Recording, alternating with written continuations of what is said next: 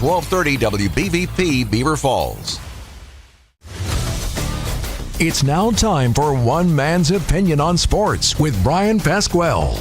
The phone lines are open at 724-843-1888 and 724-774-1888. You can also watch live on the WBVP-WNBA Facebook page. Here is your host, Bryan Pasquale.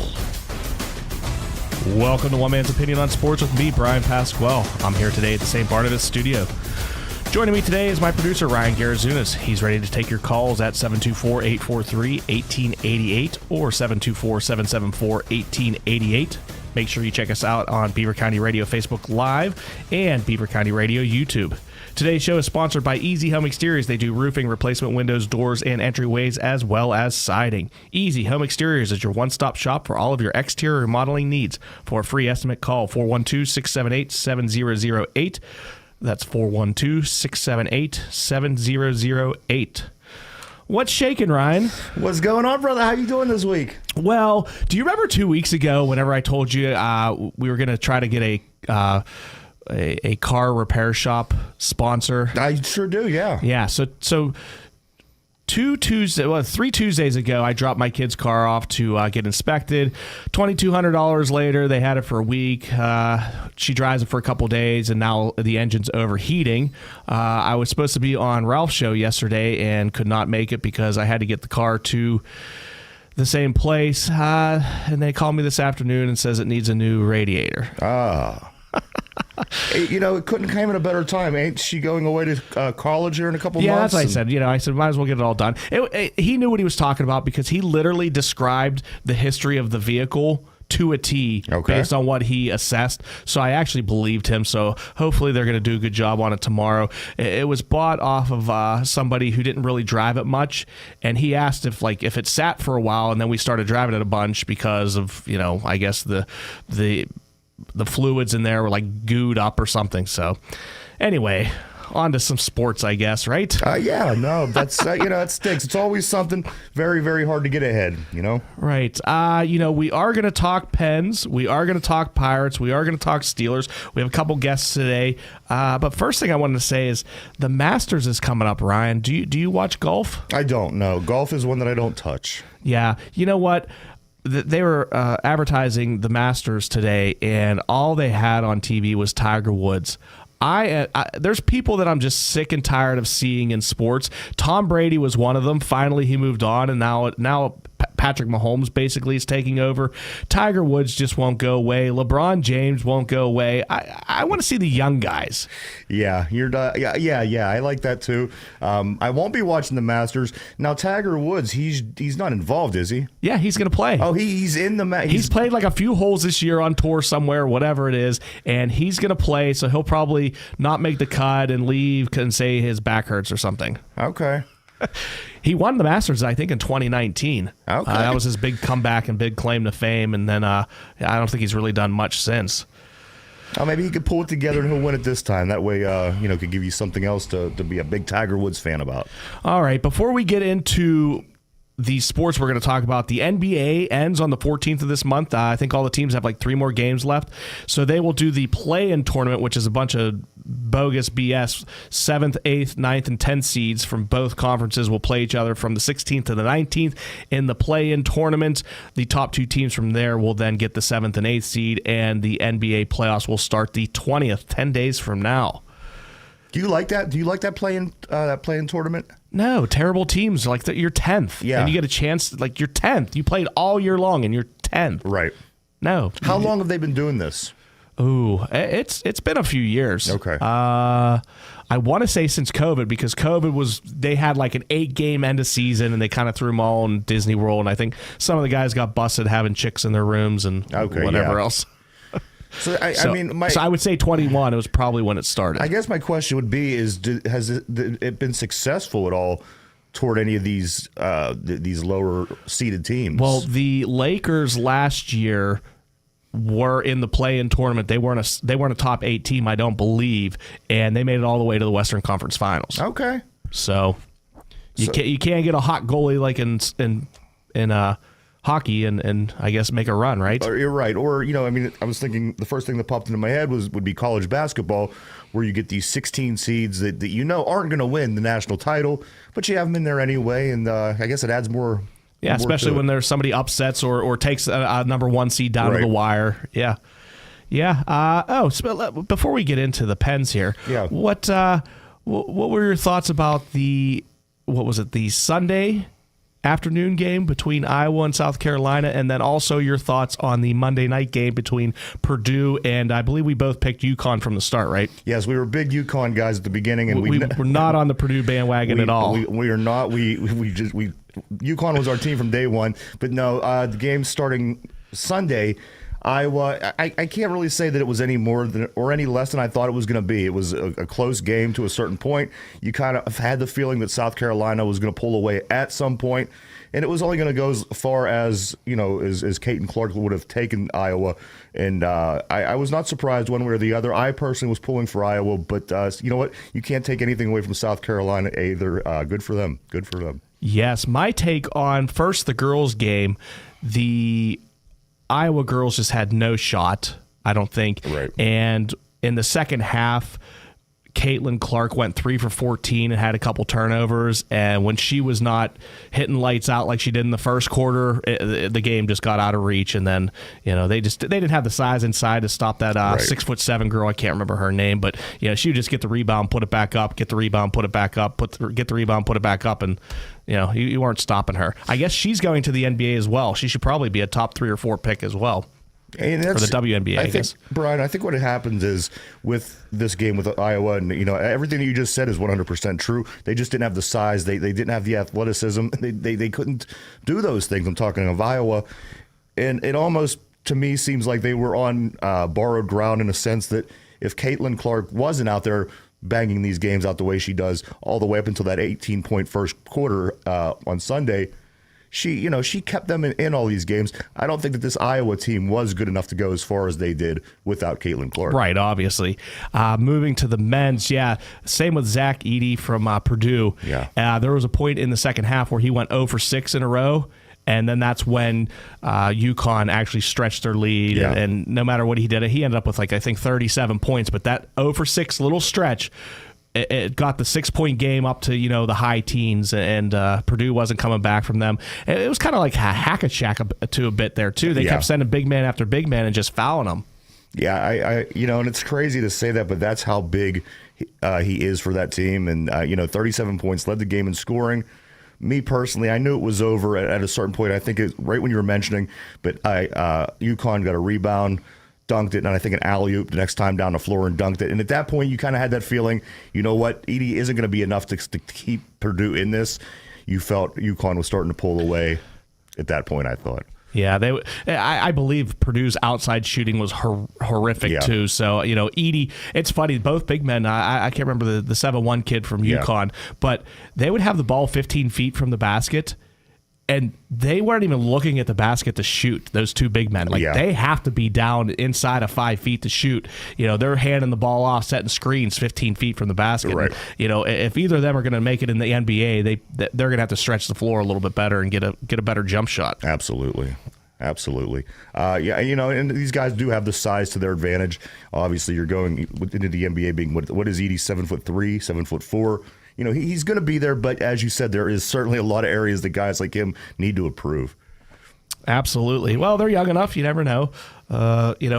I guess Caitlin Clark's been getting a lot of backlash from some WNBA players and some former WNBA players about, she played against 18-year-old girls, and now she's going to have to step it up versus, people that have been, in their 30s and playing. So we'll see if Clark and, Angel Reese will be going to the WNBA. And there's another girl, too. I think, I can't remember what team, maybe Louisville or something. Those should be the top 4 picks, the girl from South Carolina, LSU, and then obviously Clark. So we'll see if they transfer to the I'm going to watch some WNBA games next year. You know what? I am too. I really will. I think that this was enough for me to do it. Do I think it's enough to change the sport and help catapult the sport forward? I don't think that it is going to be. at this point anyway. But I'm going to be interested to watch some WNBA games. I watched a few last year. Lexi Brown is the point guard for the LA Sparkles. I think they're the Sparks. Yeah. She's all right. She's a good player. She's fun to watch. So other than that, though, I didn't watch much on WNBA, but I will tune in at least the first few weeks and see how it goes for Caitlin. So hopefully she can get the ratings up and make the WNBA profitable after 25 years.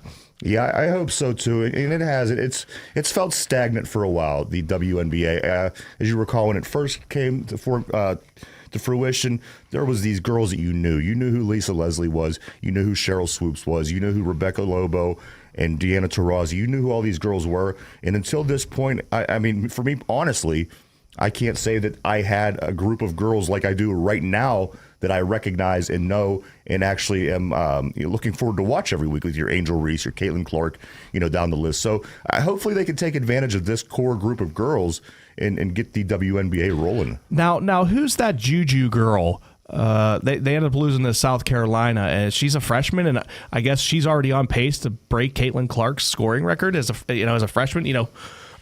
If she produces the same way she does the next 3 years as she did this past year. Juju Watkins out of USC, big fan, and is people were expecting big things, but as you said, as a freshman, she has the future in front of her. She's somebody I'm going to tune into next Yes. season. Whenever they're on, I will definitely watch, and hopefully she can carry on what Clark and Reese have done for the game over the past 2 seasons. Absolutely. And, you started talking about the Iowa girls at the top, and I'm thinking to myself, why is it that these girls in Iowa, Brian, are taking such heat? Gabby Marshall, obviously, she shut down her social media because she's receiving death threats. What is it about this girl in this team that, what's the hate? What's the negative demeanor? Everybody's kind of coming down on these girls when all they did was, I think they exceeded expectation. Again, this wasn't the biggest, fastest, tallest, strongest basketball team, but yet this team was good enough to make it back to the finals. What's all the hate about, Brian? The other teams don't get this. Now, was it because she drew the foul on the screen the game before? Is that okay? So people are saying she flopped. Yeah, she kind of threw her head back. I can't imagine they do that in basketball. I never see this flop thing. I've never seen one NBA player flop. It's funny because when I played basketball, if you got hit on the arm kind of hard or whatever, my head never jerked back. Right. James Harden, I think, created this, and every time he'd drive to the lane, if somebody came near him, they didn't even have to touch him. For some unknown reason, his natural instinct was to throw his head backwards, even if they hit him like on the thigh. Right. For some reason, and it's monkey see, monkey do. So these young players growing up, they started doing the same thing. So I think she kind of threw her head, even though it wasn't a legal screen. Yeah, absolutely. I mean, listen, it was a basketball play. This play happens. How many times, you watch NBA, you watch college. It's just like holding in football. This play happens more often than none. Sometimes they call it, sometimes they don't. I just don't understand. I don't understand what it is about this particular team that they are catching so much backlash. Again, I am sure it happened to other places in the tournament. I never seen this conversation pop up for any other individuals. Well, I guess the Angel Reese was saying from LSU that she received death threats and everything, and she actually broke down in tears, I think, after the one game after they lost. So my guess is it may not just be, what did they do? It's once you become so famous, for some reason people hate you. Yeah, right. So Ryan, once this show takes off and we're syndicated all across America, we'll probably have to take our social networks down. Well, I can't imagine that I'll lose all my friend, but I'll take that and I'll run with it. So, all right. So you're not going to watch golf. You did watch the college basketball. I don't know. We're probably going to talk to Ralph here about the Pens to start off on the other side of the break. Maybe let's just start on that. Remember last week I asked, if we came back in a week, will we be talking about the Pens and their chances to make the playoffs, or will they be done? And yes. They're still in it. And I was on the other side. I thought, you know what? There's no way. You have the Rangers, you got the Devils, you got these teams. I thought that there was no way they were going to beat. They beat every single one of them. All those teams I thought they were going to lose to. So now here they are. They're down to 3-4 games. They're still in it. I don't know what to make of this team. But here's my thing, Brian. Let's just say they do fall into the playoffs. I'm not very confident that this team is going to do much beyond that. I guess an argument. Steelers. Well, an argument could also be the Florida Panthers of last year. They very true. Didn't they beat the Bruins? They beat the Bruins who set records, and then they went all the way to the Stanley Cup Finals. Correct. And they basically got in because we lost a game and allowed them to get in. So if that happens, that's fantastic. But what was it? The Jaguars of this year that got the Steelers in. Yeah, exactly. Thank you, Trevor Lawrence. Yes. Just so we could get waxed by the Bills. Yeah, I remember, because we have Dan Neely on, the football expert. When the Steelers crushed the Bills in preseason, he said, "This is the Steelers Super Bowl," and I said, "How many did the Bills have won?" That's all right. That's right. So baby. We'll probably have Dan on here in a couple weeks, probably leading up into the draft. On the other side of the break, we will have Ralph Williams on. So everybody, stay tuned. You've been listening to WBBP 99.3 FM and 1230 AM. We'll be right back to One Man's Opinion on Sports. Whether it's Little League or the big leagues, it's time to get out and play ball. Friendly Federal Credit Union reminds you that every team looks forward to playing at home in front of a live crowd. Seeing loyal fans can help any player feel more comfortable. Just like a home game in baseball, Friendly Federal Credit Union always has friendly faces to help and cheer you on at the teller window.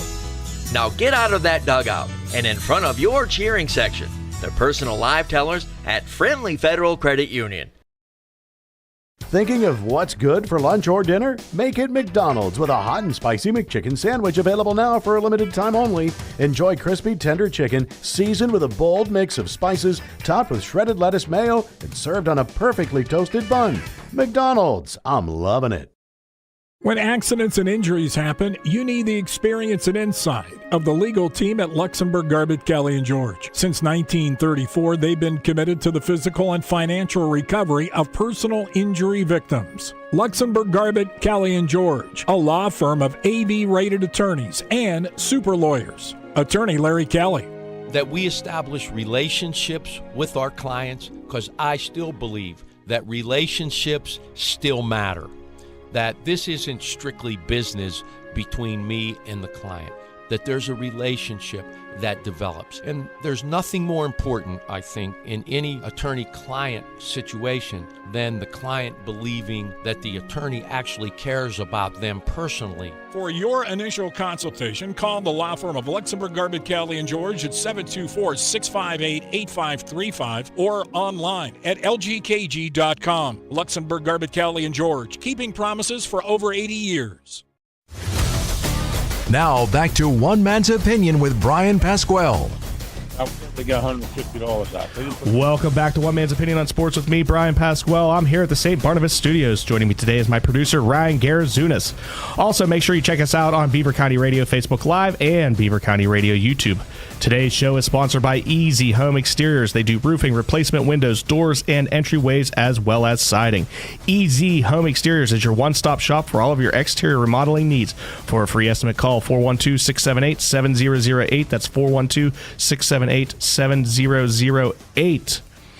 On the line, we have Ralph Williams from Sports Corner. You can catch him every Tuesday from 4 to 6 here on Beaver County Radio. Welcome to the show, Ralph. Well, hi. Thanks, Brian, for having me on. How are you today? Excellent. Hey, after you're done with this segment, Ralph, you should stay tuned to the 5:30 segment. We have Smokin' Jim Frazier. I think you might know that guy. Yes, I do. Absolutely. I didn't know you were having both of us on today. Wow. Yeah. I asked him last week if he was available, and he said absolutely. And so, it's great to have you guys both on today. I apologize about yesterday. Like I said on the radio here, it's a new radiator for my daughter's car. So. Oh yeah. I know. You know what? They could stick you with that stuff. It's tough. So but. Well, what's on your mind today? Before we get into the Pens and Pirates, I want to talk about that with you. But what's going on with Pitt? They have the black or the blue and gold game going on. When's that? That's Saturday. It was supposed to be noon to 4, and they switched the time now to 2 o'clock to 6. Okay, you'll be down there for that, I assume, right? Yes, I am. It's going to be myself, Smokin' Jim Frazier, my wife, and we're going to probably see some other people down there, too. All right, you'll have to give us a scouting report after you watch the game. Oh, I will. I have my new my new show on YouTube and Facebook. It's called Sports Capsule. I'm always doing that. Awesome. Brian, I don't know why you're not going to be down there. It's free admission. You ought to go down and enjoy the day. Go watch some Pitt football. I might go to WVU's game. Oh, really? I don't know. I don't even know when that is. All right, let's talk some Pens here real quick. Crosby has 86 points this season. He's likely to get 90. I mean, at his age, what can you say about him, Ralph? Well, I could say for his age, and he has been healthy this year. All I have to say is he's the great Sidney Crosby, because the guy is just phenomenal, and he's in his 19th season, and I think next year will be his last. He'll be going into his 20th season. Well, I believe Crosby, Malkin, Carlson, and Letang have all played all 78 games this season, all the old guys. Yes, they have, but the problem is Carlson's made some mistakes. He hasn't been playing. He hasn't played well with the guys. Now all of a sudden he's suddenly come around. I don't know what Mike Sullivan did to this team, guys, but he must have done something, because they've started winning games all of a sudden. Well, not whenever it's 3-on-3. They love to lose those. I guess Sullivan does not practice 3-on-3. And if you watch Evgeny Malkin when he plays 3-on-3, he looks like he doesn't even want to be there. I don't understand why. It's important in the regular season. They've lost so many points because of this. Yeah, absolutely. They have had some issues with personnel here, Brian. And what I mean by that is, ever since the Gensel trade put a bad taste in a lot of guys' mouths. But they have this Bunting here. This guy has worked out. As I said yesterday, I had Matt Vensel on from the Post-Gazette, who covers the Penguins, and I said that Bunting's good at doing the little things. Mm-hmm. And right now he's doing the little things to help the team. And so that's what's going on with him. But like I said, I think there's a sour taste in everybody's mouth since Gensel's been gone. Right. Well, the Penguins have 4 games left. They have the Red Wings at home. That's a huge game. The Bruins at home, the Predators at home, and then they end up with the Islanders away. They definitely need to beat the Red Wings and the Islanders. What do you think they will do? Do you think they'll finish in the playoffs or out of the playoffs here with 4 to go? Well, what they have to do is they have to keep their fingers crossed if some of these other teams lose, Brian, because right now they're in that kind of a situation that they put themselves in. And, when you're in the playoff race and you put yourself in that kind of a situation, that's exactly where we are. They need to keep their fingers crossed and hope that somebody loses, because I see if they lose to the Red Wings tonight and lose to the Islanders, I see the Predators game, they could beat them because Nashville's not that good. But then again, we're talking about the Pittsburgh Penguins here. So. We are. Well, the Islanders, they have won 5 in a row, and they have 87 points, so they are in 3rd in the Metro. So we're 3 behind them with 4 to go. The Capitals, they won the other night, so they're 1 ahead of us with 4 to go. And the Red Wings are tied with us, so we definitely need to beat the Red Wings. The Flyers, and this is great news, the Flyers have lost 8 in a row, Ralph. Oh, yeah, they're doing awful this year, Brian. They're doing really bad. It's just, I don't know, they just self-destructed all of a sudden. So, I mean, they're always a tough play. I mean, the Flyers, excuse me, I meant to say the Flyers, they always seem to have a good team every year, but then choke at the end of the year, choke somewhere in the middle. They always seem to come up short. What are your thoughts on the goalie situation? We have Jari and Nedeljkovic. We'll just call him Ned, as I've been hearing other places call him, so that's much easier to say.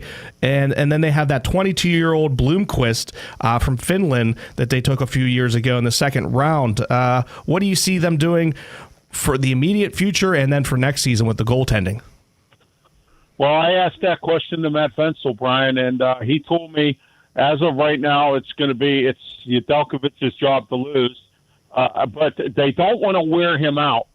So what I'm thinking they're going to do is if they do make the playoffs, or if they think they're going to make the playoffs, or believe they're going to make the playoffs, they're going to give Nedeljkovic at least 1 or 2 game break of these 5 games. Right. And then moving into next season, do you think they'll get rid of Jari? They're going to have to get rid of Jari, Brian. They want to re-sign Udelkovic. He's only on a 1-year contract, but they want to re-sign him. If they like him, he likes Pittsburgh. I think they should re-sign him and ditch Jari's contract and go out and get 2 players for what they're paying Jari.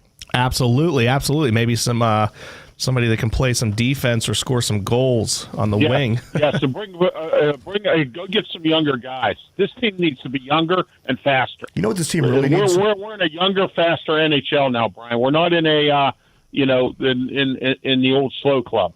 You know what the NHL could really use, and the Penguins could use right now, Brian? The play-in game, as the NBA uses, right? Well, didn't the what was it, Ralph? The like COVID that, the COVID season, we had to play Montreal, who was like in 23rd place, and they beat us in a sweep. Yeah, exactly. Yeah, well, yeah, I know. I remember that. Yeah. That was embarrassing. Yeah, that wasn't good. Speaking of embarrassing, moving right on to the Pirates, what is your take on the booing? I don't know if it was the booing of Shelton or Bednar or both or the whole situation. What's your take on the booing from the fans yesterday? Well, I'm going to tell you what. I think it's booing of both, Brian, and I'm going to tell you why. First of all, they should have shut Bednar down because he didn't pitch that much in spring training because he's been hurt. Okay, so what they should have done was put him on a rehab assignment and then wait until he's ready to come up. He still has whatever that injury is that he has. He still has it. They rushed him into playing. It's unacceptable to me. I would rather than put him on a rehab assignment and bring Skeens up and let Skeens be the closer and pitch 2 innings. Well, it's funny because Shelton, he benched Michael A. Taylor, for several games, and everybody was wondering why, and it was the same situation. They said he came to spring training late, he was our best hitter right off the bat, so we played him a bunch, and he wanted to rest him to so that he could last the whole season, but he seems to be doing the exact opposite with Bednar. Well, with Taylor, he had to bench him. He said he had tired legs, so he had to bench him, or he had to, put him on the bench. He has tired legs. He's like 36 years old, I believe. And, you're right. He didn't have much of a spring training, so I get that. But we're talking about a pitching position here, Brian. This is what we're talking about, pitching. Your closer, the guy who's supposed to win for you, the guy who's been an all-star, the guy who never chokes like this. And all of a sudden he gives up 4 runs, and, everybody's on Facebook going, well, he can't pitch beyond 1 or 2 innings. Why would Sheldon leave him in as long as he did? But it's the concept that they should have just benched him, or they should have put him on a rehab assignment and let him get better and get his velocity back and get everything he needed, everything in order before you bring him up. He could have had Skeens as your closer or somebody to pitch 2 innings. Right. Well, speaking of closers, Bednar's ERA is 12.46. Aronis Chapman's is 0.00. What do you think of this Chapman ad? Oh, Chapman's great. He was good with Texas. It looks like he's going to be good with the Pirates. That was a great pickup. Yeah, I mean, he's not in his prime, but I mean, he just mows them down. I love watching him pitch. I love that slow delivery too, with his leg kick. The first baseman, Rowdy Tallis, he made a really good defensive play yesterday. I watched a replay of the Pirate game from yesterday when I got back from the studio, and he made a really good defensive play. And Tallis' bat's been pretty decent. He had a short spring training. Well, the Pirates are sitting atop of their division at 9-3. The Brewers are 7-3. The Cubs are 7-4. The Reds are 6-5, and the Cardinals are 6-6. Not bad for a division that was supposed to be the worst, right, Ralph? Absolutely. The worst division in the entire Major League Baseball. I mean, you got the Cubs. They have Counsell as their new manager, and and St. Louis has a new manager, and it's just you got a bunch of teams that are just gobbled up in here. And the Pirates. I've always said this, Brian and Ryan especially knows because he's been doing my show. I've always said this: it's better to be lucky than good. And I'm going to tell you this right now: if the Pirates could get lucky this year, because they're not good, but other teams are bad. Yes. Well, what I like about the Pirates, and we have about a minute left here, Ralph, if you can expand on this. Their bench guys, Connor Joe has been playing well. Olivares has been playing well. Williams has been playing well. And this Bart, maybe this is the resurgence Bart needs. Yes, exactly. Bart has been doing really well. They picked him up from San Francisco. And I got to tell you, he's been around. He's a good, experienced catcher. I don't know what happened in San Francisco, but I do know the Pirates have him now. Grunzell, I don't see him staying with the Pirates. They picked him up, signed him to a one-year contract, and I don't see him staying. He's been hurt since spring training. He hasn't played since late February. So I see him gone. Delay. He's going to be up and down. So it's good to have this guy, because you need somebody quality backup to back up Davis and spell him off a little bit. Absolutely. Well, Ralph, under 30 seconds, anything else you want to share? No, not at all. I do want to thank you for having me on the show, and barely made it. I was telling Ryan earlier I had a little bit of issue with my debit card, trying to get it straightened out, and I almost didn't make it to get on the air here. Well, we appreciate you. We appreciate you joining the show. You guys can check out Ralph every Tuesday here on Beaver County Radio from 4 to 6 on the Sports Corner. All right, Ralph, thanks for joining us. Oh, by the way, Brian, I want to let all your viewers and listeners know as well, I'm in the process of signing a new contract to stay on Beaver County Radio for next year. So awesome. One more year. Well, let us know when the pen meets the paper. I will do that. Thank you. All right. You guys have a great day. Thanks. You too, Ralph. All right. You guys have been listening to WBVP 99.3 FM and 1230 AM. We will have Smokin' Jim Frazier on the other side of the break. We'll be right back to One Man's Opinion on Sports. You're listening to Beaver County Radio, coming to you live from the Fried Transportation Studios. Beaver County Radio and Fried Transportation, a winning team. 99.3 FM and WBVP, providing news, sports, and information for 76 years. This is Andy Toole, men's basketball coach at Robert Morris University, here to talk about my friends at Falcone Moon Township Ford. I know what it takes to win a basketball game. It begins with practice and a team of players who want to win. The same is true of the team at Moon Township Ford. Professionals who will win you over. They'll find the best rate and terms on a car loan to help you get the best deal. Make a fast break and avoid the roadblocks that stop you from finding the car you want. Go where I go. Moon Township Ford. Falcone's Moon Township Ford, where friends send friends. As your life evolves, so should your furniture. The new Flex modular seating furniture by FlexSteel at AK Nahas changes with your lifestyle. Durable, stain-resistant, sustainable, easily customized. Discover Flex. This President's Day, take an extra 15% off our low price on your FlexSteel purchase and save an additional 10% off your FlexSteel furniture purchase, along with free local delivery and 12 months special financing. Only at AK Nahas. You'll do okay with AK. Whether it's Little League or the big leagues, it's time to get out and play ball. Friendly Federal Credit Union reminds you that every team looks forward to playing at home in front of a live crowd. Seeing loyal fans can help any player feel more comfortable. Just like a home game in baseball, Friendly Federal Credit Union always has friendly faces to help and cheer you on at the teller window. Now get out of that dugout and in front of your cheering section, the personal live tellers at Friendly Federal Credit Union. Now back to One Man's Opinion with Bryan Pasquale. Welcome back to One Man's Opinion on Sports with me, Bryan Pasquale. I'm here today at the same part of his studios. Joining me today is my producer, Ryan Garazunas. Also, make sure you check us out on Beaver County Radio Facebook Live and Beaver County Radio YouTube. Today's show is sponsored by Easy Home Exteriors. They do roofing, replacement windows, doors, and entryways, as well as siding. Easy Home Exteriors is your one-stop shop for all of your exterior remodeling needs. For a free estimate, call 412-678-7008. That's 412-678-7008. All right, Ryan, on the line, we have a very special guest, also from the Sports Corner, that you can catch him and Ralph Williams every Tuesday from 4 to 6 here on Beaver County Radio. Smokin' Jim Frazier, welcome to the show. Hey, thanks, Brian. Hey, tell Ralph I got his debit card. I've been using it for breakfast, lunch, and dinner. I got my car inspected for a new tires. He can stop looking for it. It works fine.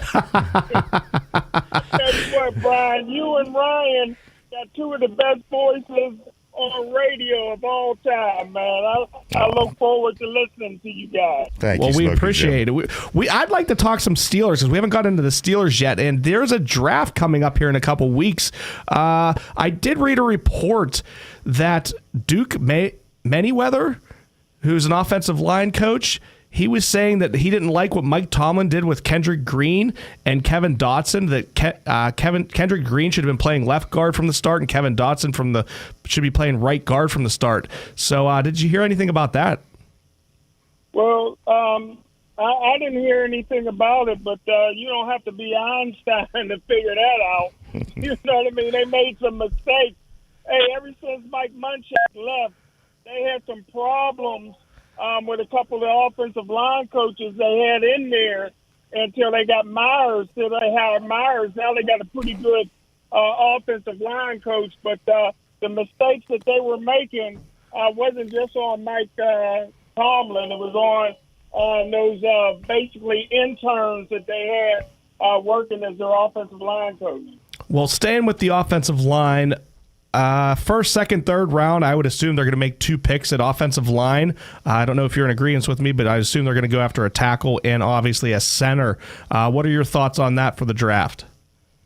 I'd be shocked if they go after a tackle. I think that they already got 2 pretty good young tackles. They got Broderick Jones, the premier right tackle in the National Football League, and they got Dan Moore, who, in my opinion, is one of the top 5 left tackles in all of football. The Steelers just re-up with him with a 1-year option. So I'll be very, very surprised if they went after offensive tackle in the draft, although there is 2 good ones that may be available with the 20th pick if they don't move up.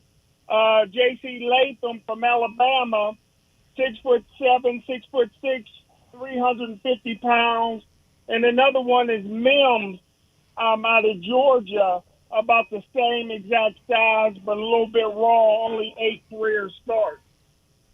Okay, so you're thinking, what do you think they'll go, though? Obviously, they're going to do a center. Do you think they're going to go for cornerback, wide receiver? What are you thinking early? Well, I've been saying all along that it's a bust of a draft if they don't take my white, and I'll repeat, my white cornerback, Cooper DeJean from Iowa. You know, Caitlin Clark didn't put Iowa on the map. Cooper DeJean did. He's the best cornerback in all of football. He's the best punt returner in all of college football. This guy can get his hands on the football and intercept passes. I tell you what, he would be a plus in the locker room. This is a guy that can play a lot of different positions, outside corner. He can play in the slot, return punts and kickoffs for you. And as he gets older, he can move back to safety. He just finally got a chance to run. He's 6'1", 210 pounds, runs a 4.40, and got a 39-inch vertical jump. That's the way I would go in the first round. Well, I think you just sold me right there. If you had a used car right now, I'd buy it even if it didn't start. I do like that pick, and then I think you can get a quality center in the second or third round. Well, I tell you what, I don't wear jerseys unless my name is on the back, so I'm pushing in the second round for Zach Frazier from West Virginia. I like it. And Brian, that's your school.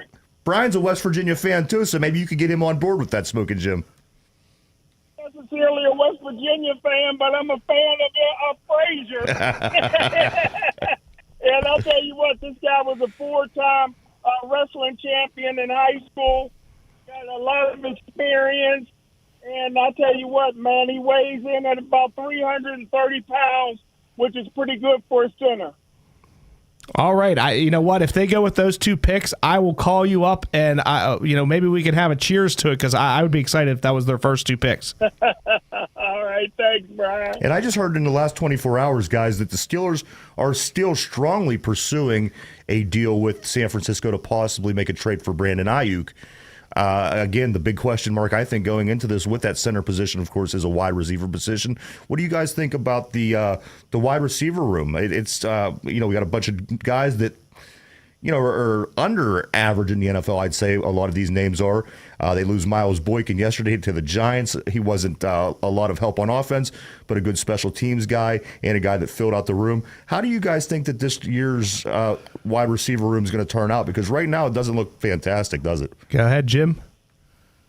Well, I'll tell you what, in the third round, number one, I'll go after Tyler Boyd. Okay. Tyler Boyd wants to come home. If you're paying Johnson $18 million a year, you can pay Tyler Boyd absolutely $7 or $8 million a year, and that would sign him. I tell you what, he was the highest paid player on Cincinnati's team before they got Joe Burrow. One of the best receivers until they got two outstanding receivers to move him down to the third receiver spot. He can come in, very productive guy. I tell you what, there is value for somebody that runs the intermediate route, and he runs that good. In the third round, you can get a guy that I love. His grandfather was a silver medalist in the 1960 Olympics. His mama ran a 4.5940 while she was pregnant. He got two brothers in the NFL. His uncle played for Duke and was an All-American and won a national championship. His brother's Christian McCaffrey. I would go after Luke McCaffrey, 6'2", 200 pounds, weighs a 4.40, got a great football IQ, and I tell you what, like Mike Tomlin said, is pointing up. That's who I would get in the third round.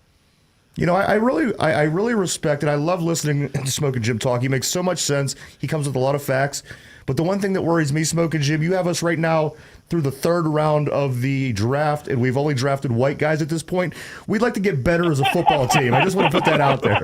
All right. I mean, come on. But you know what? All these young men, they do seem like they are going to be great football players. Again, the receiver room, guys, that's the one that concerns me at this point. I think you nailed it on the head. I think we would be able to get a center very easily if we went another direction in the first round. I'm concerned. But as you said, also, Tyler Boyd would be fantastic. I would love Tyler Boyd. And you were saying all those things were great before the receivers came along in Cincinnati. Tyler Boyd was the guy. He was a playmaker, and I think we could still see that out of him if we could bring him into Pittsburgh. I agree with you 100%, Ryan. He wants to be here. He's at that perfect age where he can be a mentor and still very, very productive. And I would love to see it. I would too. I think that would be really good for him. I think the fans would welcome him. It could be a lot of fun, Even though there's nothing in Clinton that I like. Well, Smoking Jim, we have about 3 minutes left. There's three quarterbacks I want to talk about real quickly. First, Kenny Pickett. Will he ever be a starter somewhere? The next question is Russell Wilson. What are his shortcomings? And also, Justin Fields, I have some concerns with. So if you could speak on all three of those, we got a few minutes. I think that Kenny Pickett always had problems. He couldn't lead silent prayer. He wasn't no team captain. I don't know why they made him the team captain, but I feel sorry for him. I think his wife got in his ear with pillow talk, started saying he was being disrespectful. I think his wife screwed him up. No, he'll never be anything in the National Football League. There's no shortcomings with Russell Wilson. I think the Pittsburgh Steelers will win the Super Bowl this year if they stay healthy and have a decent draft, because now they finally got some leadership on offense. 2 years ago, Najee Harris was team captain. He ain't no captain. He wasn't even captain at Alabama. We finally got some leadership on offense with Russell Wilson, a guy that needs this next couple of years to make the Hall of Fame, and I think he'll start by winning another Super Bowl next year. So do you think Russell Wilson will be here for more than 1 year? No, one and done. One and done, and then move on somewhere else? Right after they start shooting at the parade, he'll be on his way to another city. Jeez, I'll beat. All right, so then what are you saying? Justin Fields moves into the position, or where are we going from there? Listen, when's the last time Coach Tomlin really liked somebody he's been scouting Justin Fields since Dwayne Haskins, since before Dwayne Haskins. He loves Justin Fields. Justin Fields is young. Justin Fields got mobility. So no matter how well Russell Wilson does, and I'm predicting the Super Bowl, I will still go with Justin Fields. Okay, here's my concern about Justin Fields. He's played 40 games in the NFL. He has 30 interceptions, and I don't even know how this is humanly possible, 38 fumbles. Do you think that it's not more than that? Do you think that it's a product of being a Chicago Bear, guys? Is that what it is with Justin Fields? Don't forget, they don't call it the Windy City for nothing. Very difficult to throw. That's why they never really had a good quarterback down there. But I tell you what, you look at his arm strength, you look at his ability to run, and you look at his ability to want to learn and get better. And I think he'll fit what the Pittsburgh Steelers like to do. Now, whether he'll be successful or not, I'll wait to see. He hasn't had success in the National Football League. I'm just saying Coach Tomlin is falling in love with his intangibles, and that's why after the 2024 season, it's going to be the Justin Fields show. All right. Well, we got about 20 seconds left. Anything else you want to add, Smoking Jim? The only thing I want to add is I lost all my money on Purdue. I bet on Purdue. But now I can bet on Arkansas basketball. They got a coach in there now. Arkansas, yes, they did. Yes, they did.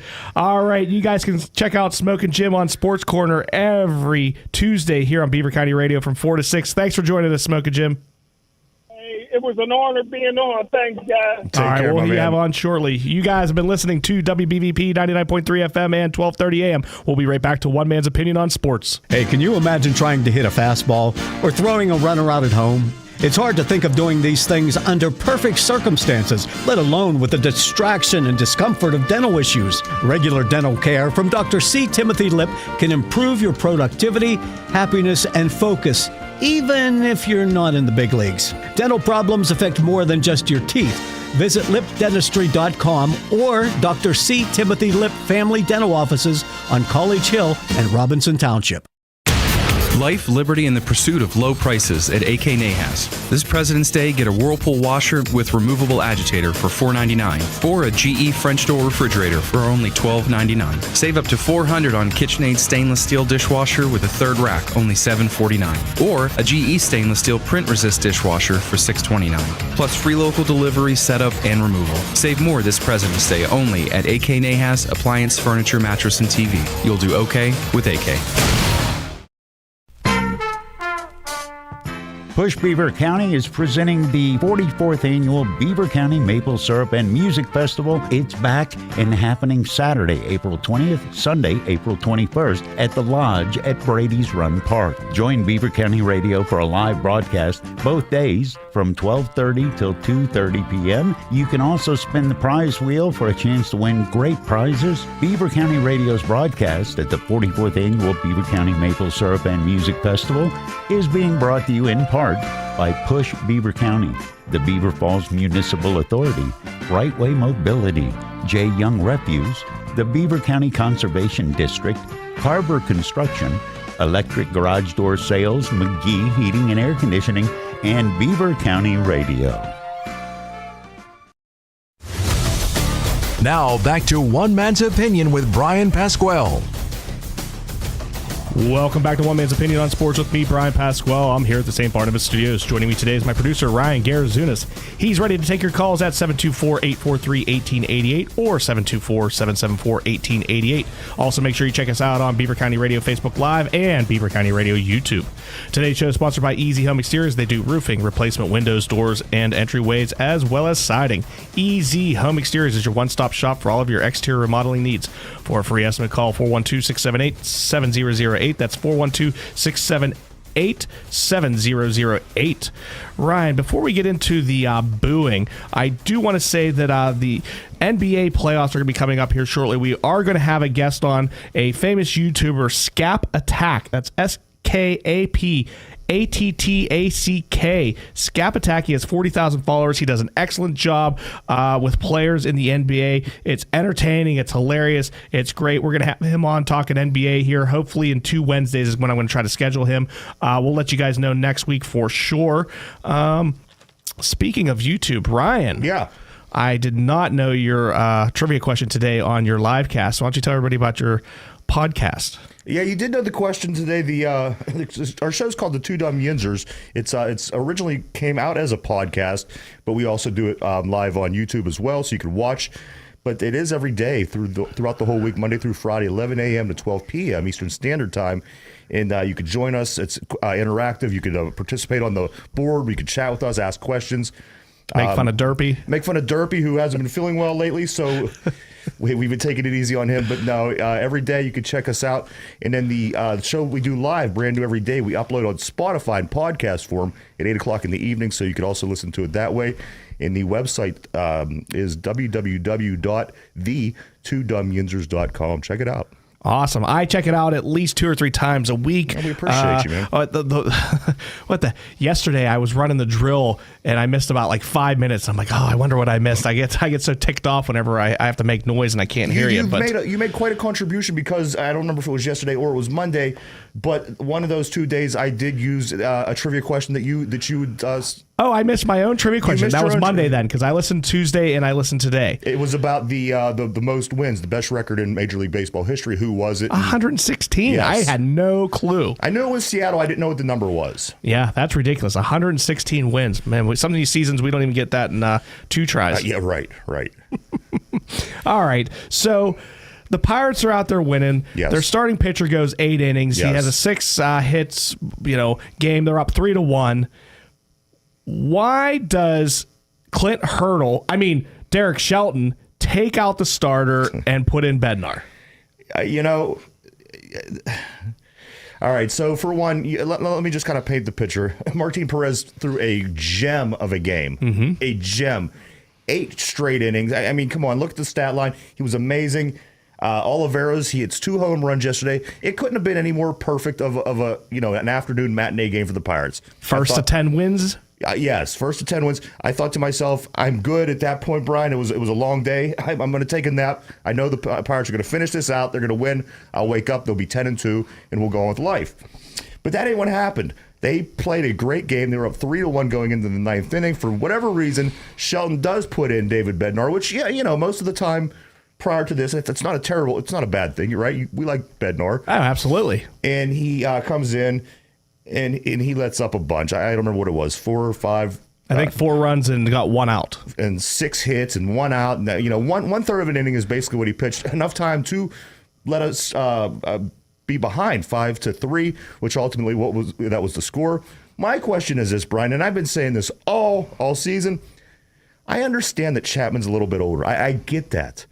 But when it comes down to production, what did Chapman do 2 games ago where he came in, the bases were loaded, and there was 1 out? He came in, he struck out, not one guy, both guys, retired the inning, and we moved on and won. That's the production I'm talking about. What has David Bednar done this year? We've played a total of about 12 games. He's already blown 3 saves himself. I'm going with the hot hand. Of course, I'm not the guy in the dugout making the calls, but if I am the coach, for one, yes, your starter goes 8 innings. There's no indication that things are going to go bad. Let him finish the game. If you don't want to do that, I don't understand what they have against pitching Chapman to close out games. Maybe put Bednar in the 8th inning and go that route. It just feels counterproductive to me when you're seeing that guy in the 8th inning spot, throwing 102 miles an hour, and then you slow back down and come back to Bednar.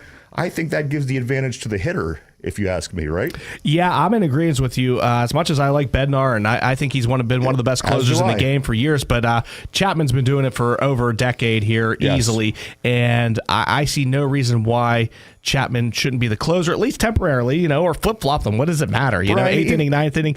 But here's my thing. With Holderman being hurt, yes, I don't know if the Pirates have the capability to maybe put Bednar on the 10-day DL just to rest his arm and get that back to shape, because I don't know if he's having issues. Yeah. Well, yeah, that's the other part of it. People don't understand, and we don't know. Is he still dealing with that injury that he had going on in the off season? Of course, he pitched very little. I don't recall if he pitched at all, but very little, at least in spring training. I don't think he's back to 100%. And the bullpen is good enough, Brian, to be able to hold the weight if we would have to put Bednar on the shelf for 10 days, because at the end you do have Chapman. Chapman's very productive. And again, Brian, on the end of his career, if you would have got Mariano Rivera from the Yankees, I would have finished the game with him every game. Doesn't matter who else would have been on my roster. You have that guy, you go with that guy. I say shame on Derek Shelton for making these moves. Yeah, and shame on Bednar if he is hurt and he's going out there and doing this. I remember Charlie Batch went out, somebody got hurt, and Batch had to go. I guess Ben got hurt, and Batch had to go in. And he'd gotten hurt earlier in the week in like a pickup basketball game or something. It didn't tell the team. Right. So I don't know if something's going on with Bednar. I'm not accusing him of anything. But that Ortiz has been doing very well in that long relief role. Yes, he sure is. He was one of my guys. I don't know if you recall the beginning of the season. You asked who my rotation was. Ortiz was one of my guys, and also the guy that came in and helped Bednar to get out of that inning, Roenzi Contreras. Contreras, yes. He came in, got he finished a business and got out of town there. So those two guys, Contreras and Ortiz, were two of my rotation guys at the beginning of the year, and they look so far so good in the bullpen. All right, well, we have less than 5 minutes. I want to get into a couple more things about the Pirates, but as far as the booing goes, what are your thoughts? Were they booing Hurdle? Were they booing Shelton? Were they booing both of them? Neither. What was going on there? And are you okay with it? I think they were ultimately booing Shelton. I think that I don't think that Rowdy Tellez was doing a bad thing by jumping in on that interview and sticking up for his friend. He says, hey, you know what? This is a team that, we need you as fans. You need us, you want us to win. They kind of both need each other. I think you got to keep the vibes good. Personally, I am a booer. I think, if someone deserves a boo as much as they deserve a cheer, I will give it to them either way. But in this, this is kind of delicate. These Pirates, again, they could have been 10-2. 10-2 at the end of the day yesterday. They're 9-3. Should we be on them already about these things? Again, I think this was a Shelton muff up, and let's see how they handle things moving forward. What was it? Vrabel? Was he the coach of the Titans last season? Yes. That's the last person I booed. He came out of the tunnel after halftime, and I booed Vrabel. Yeah. So that's what sports are. You can't expect on one hand to get cheered, and then on the other hand, if you don't do something correctly, to get booed. I think that's what sports is. But like I said, ultimately, I think that it's a bigger picture. He's trying to keep cool heads. He knows that this team kind of needs one another. They love the fans. They need the fans. And, that's the way I'm taking it. Again, I find this is a Shelton mess up, so let's see how they handle it. Yeah, I mean, I'm a fan of the players. I'm not the biggest fan of Shelton. I really could not stand Clint Hurdle. I believe if I was the manager in 2015, the Pirates would have won the division and not had to be in the play game. He kept running that Sunday, riffraffs out there and playing Sean Rodriguez and whomever else. Yeah. And he just he lost so many games, especially the interdivision games. And I see Shelton doing some of the same right now. It's never the same lineup. I know. It's always 3 or 4 guys different from day to day. And I hate to bring this team up, but it's always a good team to point to because of the history and the way they do run things. Is the New York Yankees. Think of those teams that were good. There was never, you didn't have Sunday matinees where Derek Jeter wasn't in there, A-Rod wasn't in there, Bernie Williams wasn't in there, Paul O'Neill. They put their best foot forward, and this is why this team had great records every year. This is why this team was in the postseason every year. This is why this team was winning World Series. The Pirates could learn a little bit from teams like that. They can learn from any team that does better than them. I think the Oakland Athletics are the only team lately that has been poor as the Pirates. Yes, they are bad. The one guy, the prettiest player in baseball, Jingwang Bei. He was on rehab, and I believe he's up to AAA. I was wondering what happened to him, and so I was looking him up today, and I guess he's making his way back to the majors. So I don't know how much more rehab he has down there at Indianapolis, but we might see him back up here and coming off the bench. I don't think it's going to be long. I've been hearing the same thing. He's doing well in the minors, and you know what? He's going to be a great bench player. And as you and one of the gentlemen said earlier, we have a nice bench right now as well with Connor Joe, with Olivares. We have some nice backup players, and that was one thing that people were concerned about was the depth of this team. Get G1 Bay back. You know what? We have a nice little squad here, bro. Yeah, I agree. Well, the Pirates are going to Citizens Bank Field in Philadelphia for a 4-game series starting tomorrow at 6:40. Then they play Friday at 6:40, Saturday at 4:05, Sunday at 1:35. Then from Philadelphia, they go to play the New York Mets on Monday at 7:10. Yeah, boo. Although I used to love Doc Gooden and Darryl Strawberry too in the 80s. Tuesday they play at 7:10, and then next Wednesday, before one man's opinion, they play at 1:10 versus the Mets. 7 games. How many do you think they're going to win by the time we come back here next Wednesday? I like their chances. This last muff up was where they could have been 10-2. They're sitting at 9-3. I feel that this game was easily winnable for the Pirates. I think they're going to continue to play well. Philadelphia's not necessarily playing great. The Mets aren't playing great. What'd you say? It's 7 games. I say 5-2 is what they're going to do on the road. I hope you're right. Jared Jones will be going to the mound versus Ranger Suarez. Yes. And so hopefully Jones can continue his 102-mile-an-hour moving fastball and continue to pitch well, and we can get that win to start off this 7-game road series. He had the one good outing and the one bad outing. I'm ready to see what Jared Jones could do for us tomorrow. Well, we had a great show. This hour just flies by. Special thanks to Ralph Williams and Smokin' Jim Frazier for coming on the show. Absolutely. You can catch both of those guys from 4 to 6 here on Beaver County Radio on Sports Corner. Special thanks to Ryan Garazunas, my producer, the best producer in the world. Check him out at 2W News on YouTube. And anything before we go, Ryan? No, that's it, my friend. I want to congratulate all the national champions as far as college basketball this past weekend. Congratulations. Really great teams. UConn, South Carolina, you deserve it. All right, you guys have been listening to WBVP 99.3 FM and 1230 AM. We will see you back here in 167 hours. You've been listening to One Man's Opinion on Sports with Bryan Pasquale on Beaver County Radio. Don't forget, you can watch the show on WBVP-WMBA Facebook page anytime. Tune in next Wednesday from 5 to 6 p.m. for One Man's Opinion on Sports with Bryan Pasquale on Beaver County Radio. You're listening to 99.3 FM, presented by St. Barnabas, in addition to WBVP Beaver Falls.